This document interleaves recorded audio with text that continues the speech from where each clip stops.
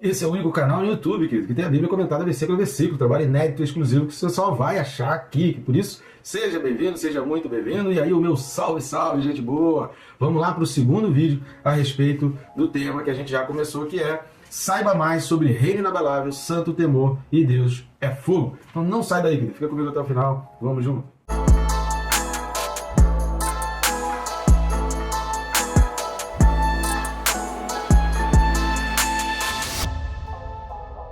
Rapidamente, aí a gente vai ser bem breve também aqui na introdução, porque é muito assunto para a gente falar, mas rapidamente já clica no botão aí de se inscrever, que está aqui embaixo, e clica também no sininho. Clicando no sininho, você vai ser notificado a cada vídeo novo e também vai se disciplinar a estudar a palavra de Deus. Tá certo? Então vamos lá, o texto desse vídeo, Hebreus capítulo 12, e os versículos são 28 e 29. Carta aos Hebreus, capítulo 12, versículos 28 e 29, fala assim: por isso, recebendo nós um reino inabalável, retenhamos a graça pela qual servamos a Deus de modo agradável, com reverência e santo temor, porque o nosso Deus é fogo consumidor. São muitos assuntos que a gente precisa abordar aqui e também vão ser muitos textos que a gente vai abordar para a gente poder tentar fechar uma questão sobre esses dois versículos. Lembrando que a gente está tratando esses dois versículos como se fosse um só, que eles fazem parte de uma mesma sequência da ordenação de ideias, né, de pensamentos que o autor vem colocar aí. Por isso aquele lembrete rapidinho, curta, comente, compartilha, aquele famoso triplo C de graça, não vai custar nada, e assim você está nos ajudando a chegar cada vez mais longe e alcançar mais e mais pessoas ao redor da Terra. Dá uma lida também nesse QR Code que está aqui do lado, vai ficar até o final do vídeo, ou no link aí da descrição, e adquira esses livros que eu mesmo escrevi, que estão disponíveis aí em papel ou em formato digital, e dessa maneira também você pode está contribuindo, ajudando o nosso ministério e o nosso canal, já que esse trabalho é totalmente independente, inédito e exclusivo. Então vamos lá, querido. A quarta coisa que a gente vai observar nesses dois versículos, no vídeo anterior nós falamos sobre 3 partes, né? Então a quarta coisa que a gente vai observar aqui, depois que ele fala retenhamos a graça, que é onde a gente parou no vídeo anterior, ele fala que pela qual também a gente vai falar no final do vídeo, tá? Então eu vou voltar aqui no pela qual, no final do vídeo, mas vamos às ideias, né, os argumentos do autor aqui. Sirvamos a Deus. Esse sirvamos aqui, a expressão no grego é realmente daquele trabalhador por salário, sabe? Daquela pessoa que trabalha por salário. É uma expressão usada tanto para escravos como para um trabalhador normal, né? Para alguém contratado. Se fosse no Brasil hoje, a gente poderia dizer, né? Tanto para quem é CLT, quanto para quem trabalha por conta própria, né? Mas você está prestando serviço para alguém. Então essa expressão era nesse sentido. Porém, tinha algo que era específico. A expressão usada aqui no grego, ela tinha um caráter que era muito mais utilizado nos serviços religiosos. E o exemplo disso, essa palavra é muito utilizada referente ao trabalho dos sacerdotes, ao trabalho relacionado ao templo. Então, quando se falava no grego algo relacionado ao serviço no templo, a palavra utilizada era essa daqui. Então, esse sirvamos significa isso, de prestar serviço, de fazer algo, sabe, num sentido religioso. E ele fala, sirvamos a quem? Sirvamos a Deus. Essa expressão aqui, a Deus, ela é muito importante, porque quando vai falar de santo temor, a gente precisa lembrar que a palavra Deus já foi mencionada anteriormente. Então, sirvamos a Deus de modo agradável. A palavra aqui é realmente nesse sentido. Ou seja, eu estou prestando serviço, eu estou fazendo um trabalho, eu estou fazendo algo que de repente é árduo. Mas que isso seja feito com alegria, que isso seja feito com singeleza. Por quê? Nesses versículos 28 e 29, há uma coisa que carrega todos esses simbolismos, todos esses significados que a gente está trazendo aqui, que é a gratidão. Então eu preciso fazer isso de uma forma agradável, por quê? Porque é uma gratidão, eu faço isso com prazer, sabe? Quando alguém que você ama, alguém que te ajudou muito, te pede alguma coisa, não tem um peso diferente na hora de você realizar, mesmo que essa tarefa às vezes seja mais árdua, seja mais cansativa. Mas é óbvio que para você ela vai ter um peso diferente, ela vai ter, sabe, um aspecto diferente em fazer. Fala, pô, não, para fulano, cara, que isso? Cara, eu faço com o maior prazer, eu faço, poxa, fulano é de alta consideração na minha vida, fulano é alguém que eu respeito, fulano é alguém que eu admiro, pô, fulano me ajudou muito, então deixa aqui que eu faço, porque se é para fulano, cara, eu faço aqui com o maior prazer, a maior alegria. É ou não é assim? Por quê? Porque a gratidão, ela traz o prazer sobre uma atividade que sem a gratidão não teria a mesma alegria, o mesmo prazer. Então, quando está falando aqui de que a gente sirva a Deus de modo agradável, é que a gente carregue no nosso coração a alegria, o prazer, a satisfação movida. O combustível é a gratidão. Tá certo? Então, esse é o sirvamos a Deus. E aí entra a expressão com reverência e santo temor. Reverência aqui significa veneração, respeito, precaução. Santo temor, a gente precisa entender que a palavra santo, ela não exatamente aparece no original. Não aparece a palavra santo traduzida aqui. É uma forma que o tradutor encontrou para que a gente possa entender o significado, porque essa frase reverência e santo temor, no grego é eulabeia kai deus. Então, eulabeia kai deus é uma expressão de difícil tradução, não é fácil você traduzir. Reverência, que literalmente, né, se a gente fosse traduzir literalmente, seria assim, olha, reverência e temente devoção a Deus entre aspas, por quê? Lembra que a gente falou? Porque Deus está sendo mencionado no sirvamos a Deus. Então, sirvamos a Deus com reverência e temente devoção. É óbvio que ninguém é devoto a nada, a pessoa é devoto a alguma coisa. Então, quando está falando reverência e temente devoção, obviamente que é o mesmo Deus a quem a gente serve com prazer e com alegria.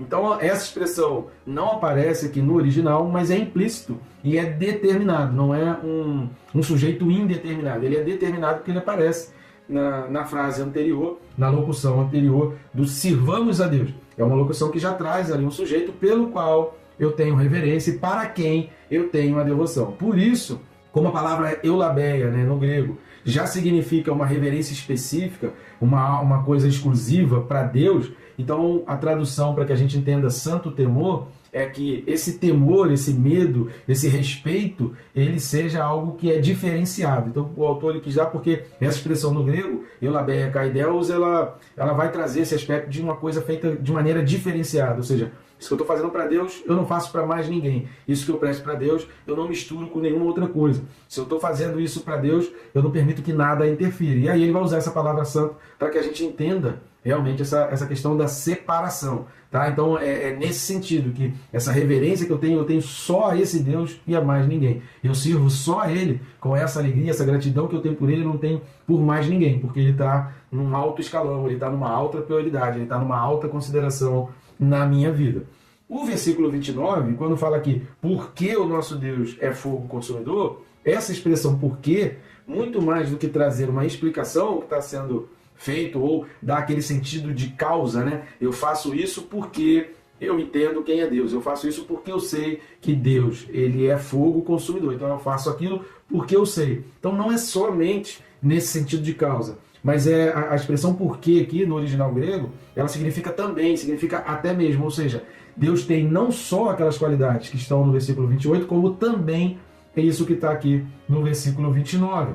O Deus que tem uma ação de graça, de favor imerecido, de um amor incomparável, ao ponto de nos incluir num reino inabalável, é também o mesmo fogo consumidor, lá de Deuteronômio 4, 24 e Deuteronômio 9, de 1 a 5. Tá entendendo? A gente vai ler esses textos, mas a gente precisa entender isso, esse porquê aqui, ele traz esse significado. O mesmo Deus que é o Deus da graça, o mesmo Deus que é o Deus do amor, o mesmo Deus que deu seu único filho, o mesmo Deus que está preparando um reino que para nós hoje é invisível, mas ele é real, não é porque nós não vemos que ele não seja, que ele deixe de ser real. Esse mesmo Deus, ele é também fogo consumidor. Não é exatamente por causa disso.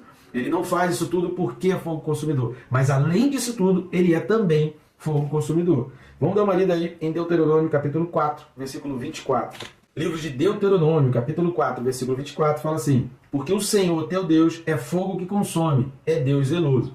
E aí eu gosto de ler o trecho de Deuteronômio 9, de 1 a 5, para a gente entender o contexto de Deus consumidor, de fogo consumidor, a gente entender esse contexto do zelo de Deus. Tá? Então, para a gente entender o que é exatamente esse fogo consumidor, o trecho de Deuteronômio 9, de 1 a 5, ele explica muito bem. Então vamos lá para o livro de Deuteronômio, capítulo 9, versículos de 1 a 5, fala assim: ouve, ó Israel, tu passas hoje o Jordão para entrares a possuir nações maiores e mais fortes do que tu, cidades grandes e amuralhadas até os céus, povo grande e alto, filhos dos Anaquins, que tu conheces e de que já ouvistes. Quem poderá resistir aos filhos de Enaque? Sabe, pois, hoje, que o Senhor teu Deus é que passa diante de ti, é fogo que consome e os destruirá, e os subjugará diante de ti. Assim, os desapossarás e depressa os farás perecer, como te prometeu o Senhor.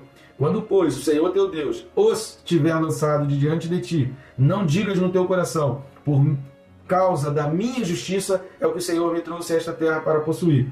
Porque pela maldade destas gerações é que o Senhor as lança diante de ti. Não é por causa da tua justiça, nem pela retitude do teu coração, que entras a possuir a terra, mas pela maldade destas nações o Senhor teu Deus as lança de diante de ti. E para confirmar a palavra que o Senhor teu Deus jurou a teus pais, Abraão, Isaque e Jacó. Muita informação no texto aqui, né?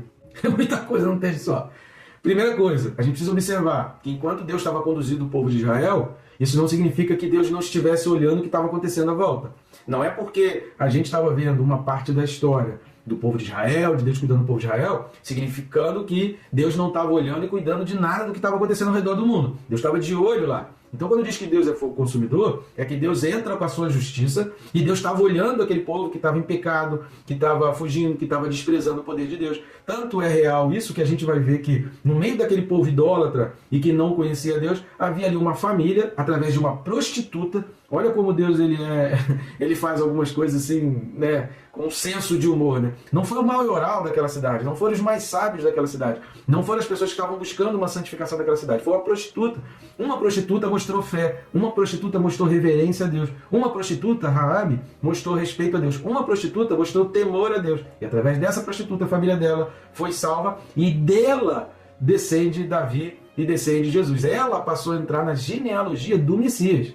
Olha a importância de um arrependimento, de uma mudança de postura, de uma mudança de diretrizes, de uma mudança de governança, de uma mudança de governo, de uma mudança de sair de um império para um reino e da fé, entender, eu quero esse reino. Porque Raabe, ela faz essas pessoas, a gente já falou sobre isso, tem um vídeo aí sobre Raabe, só você procurar aí na playlist qual o vídeo que a gente fala, que a gente menciona essa questão de Raabe e da fé que teve, então, Raabe ali. Então, quando fala que fogo consumidor, a gente precisa pelo menos, no mínimo, tem várias outras coisas que a gente pode entender também. Mas pelo menos duas coisas a gente precisa reter aqui. Lembra que a gente falou no vídeo passado sobre reter, né? Que a gente falou lá do Ecomeno, então que a gente falou sobre reter. Então duas coisas você precisa reter aí na sua mente quando você lê essa expressão fogo consumidor. A primeira coisa é de justiça. Justiça aponta para um juízo já determinado. Então a gente precisa entender que toda justiça significa um juízo que já foi determinado e é apenas o cumprimento desse juízo, ou seja, aquilo já foi determinado, foi dado chance, foi dada alternativa, mas, infelizmente, chegou o tempo daquela pessoa prestar conta, porque a gente não pode achar que nunca a gente vai prestar conta. Uma hora, querido, a gente vai prestar conta, uma hora a fatura chega. Não adianta que você querer ficar passando o cartão de crédito aí adoidado, botar cartão de crédito tudo quanto é conta, uma hora a fatura vai chegar e você vai ter que pagar. Então, ter um cartão de crédito com limite, né, ou melhor, sem limite nenhum, cartão de crédito ilimitado, sem um valor específico de limite, você sai passando o cartão de crédito, mas na hora que você olha a fatura, você fala, meu Deus do céu, que isso? Não tem condições de pagar. Então a gente precisa prestar muita atenção na hora que você passa o cartão para você saber se você vai ter condições de pagar. Então o fogo consumidor aponta para isso, para uma justiça, para uma hora de prestação de contas. E aponta também para fidelidade. Não se esqueça, querido, Deus não deixará de fazer aquilo que Ele prometeu. Se Ele prometeu, Ele vai cumprir. Vamos dar uma lida, por isso eu fiz questão de enfatizar aqui os pronomes oblíquos. O que é um pronome oblíquo? Pronome oblíquo é aquilo que faz referência a uma pessoa. Por isso, lembra que quando eu li o texto aqui de Deuteronômio 9, eu fiz questão de enfatizar, porque não é por nossa causa. Não foi porque o povo de Israel era o povo mais lindo, mais belo, mais obediente. Não, Deus estava executando um juízo. Agora, ao povo de Israel, eles precisavam entender isso. Olha, uma hora vocês também vão ter que prestar conta. Vamos dar uma lida em Deuteronômio, capítulo 30, versículos 19 e 20. Livro de Deuteronômio, capítulo 30, versículos 19 e 20, fala assim: os céus e a terra tomo hoje por testemunhas contra ti, que te propus a vida e a morte, a bênção e a maldição. Escolhe, pois, a vida, para que vivas, tu e a tua descendência, amando o Senhor teu Deus, dando ouvidos à sua voz e apegando-te a Ele. Pois disto depende a tua vida e a tua longevidade, para que habites na terra que o Senhor, sob juramento, prometeu dar a teus pais, Abraão, Isaque e Jacó. Repare no seguinte, olha, você precisa dar ouvidos à voz, se apegar a Deus, né? Você precisa amar a Deus, dar ouvidos à sua voz e se apegar a Deus. Como que você faz isso? Isso você não faz num único momento da tua vida e depois nunca mais. Você está falando de uma jornada. Você está falando de uma caminhada ao lado de. Isso faz parte de uma caminhada com. Isso faz parte de você aprender diariamente, todos os dias. Por isso que a gente falou no vídeo passado, que essa questão de ficar aí discutindo, questão de se perde, se não perde salvação, querido, não se cuida da tua vida não. Abre brecha, abre pequenas concessões para a tua vida, para você ver se todo esse teu castelo não se transforma em castelo de areia. Começa a brincar com o diabo, começa a brincar com pequenas coisas para você ver se não vem as consequências, se a fatura não chega. Então a gente não adianta querer ficar nessas discussões como se a gente estivesse colocando num alto patamar, eu sou o salvão, eu sou o poderosão, eu sou o fortão, em mim nada me abala, nada me abala. Não, querido, se cuida. Cuidado para aquele que está de pé, que veja para que não caia. Então a gente precisa ter muito cuidado. Deus oferece a vida e a morte. Ele explica como alcançar a vida. Agora ele está falando, não se esqueça que o juízo vem. Não se esqueça que o juízo uma hora vem. Não se esqueça que a fatura, uma conta chega. Então, Deus é ruim porque pessoas vão para o inferno? Não. Se Deus fosse ruim, ele não teria alertado nada. Ruindade de Deus, se ele nunca tivesse avisado.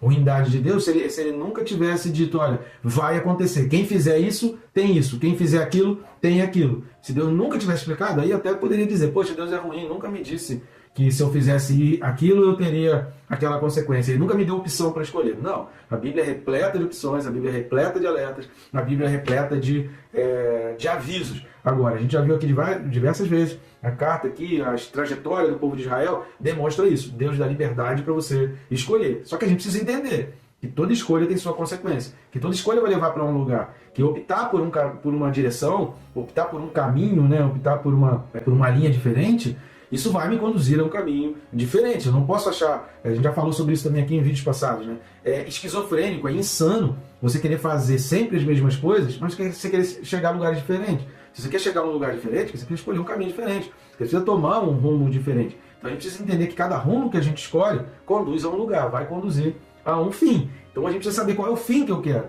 Antes de eu decidir qual é o caminho que eu preciso escolher, eu preciso saber qual é o fim desse caminho, para que eu entre consciente. Não, eu estou fazendo isso, mas eu estou consciente do fim que tem esse caminho. Por quê? Porque a Bíblia já alerta, porque a Bíblia já aponta, porque a Bíblia já adverte, porque a Bíblia já avisou. Então, quando eu escolho Cristo, quando eu escolho Deus, quando eu escolho as coisas de Deus, quando eu digo não para os pratos de lentilha que são oferecidos, quando eu não ajo conforme Esaú, mas eu escolho Deus diariamente, eu escolho Deus no meu dia a dia, na minha vida, em todas as minhas atitudes, eu estou escolhendo por quê? Porque eu sei onde isso vai me levar. Eu sei qual é o final dessa jornada. O reino inabalável, a pátria celestial, a Sião celestial. Por isso o autor dos Hebreus aqui, a gente está fechando um tópico dessa carta aos Hebreus, que ele está falando assim, olha, a Sinai terrestre era só um símbolo, era só um protótipo, era só uma tentativa de fazer a gente se aproximar da Sião celestial, porque é aquilo que deve prevalecer para nós. E por fim, como eu falei que eu ia voltar lá no pela qual, de Hebreus capítulo 12, esse pela qual ele está no versículo 28,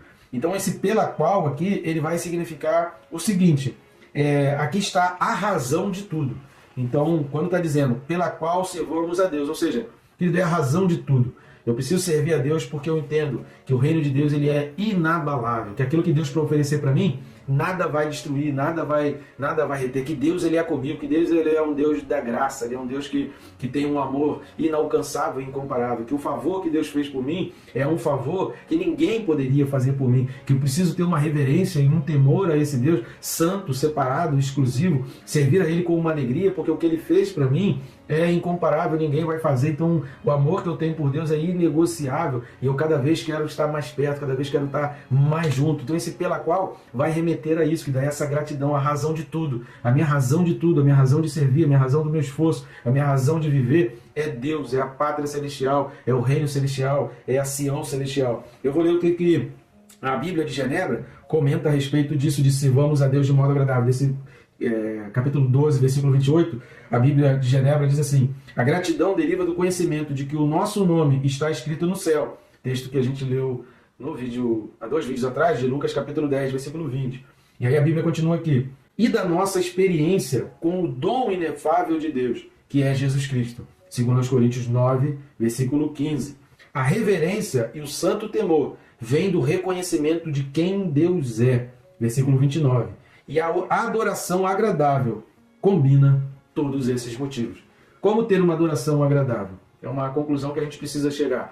Como que eu quero que a minha adoração seja agradável para Deus? Como que eu quero que Deus se agrade da minha vida? Quando eu junto todos esses motivos, todas essas razões e vivo então para Deus. Tá bom, gente boa? Então espero que tenha sido útil, é muito aprendizado, tentei resumir aqui ao máximo e ser o mais didático possível para explicar. Mas se ainda assim ficar dúvidas com relação a esses pontos, não hesite em deixar dúvidas e perguntas aí nos comentários, que a gente sempre que possível a gente está atendendo a todas situações que são colocadas aí nos comentários. Tá bom, gente boa? Então que Deus te abençoe rica e abundantemente.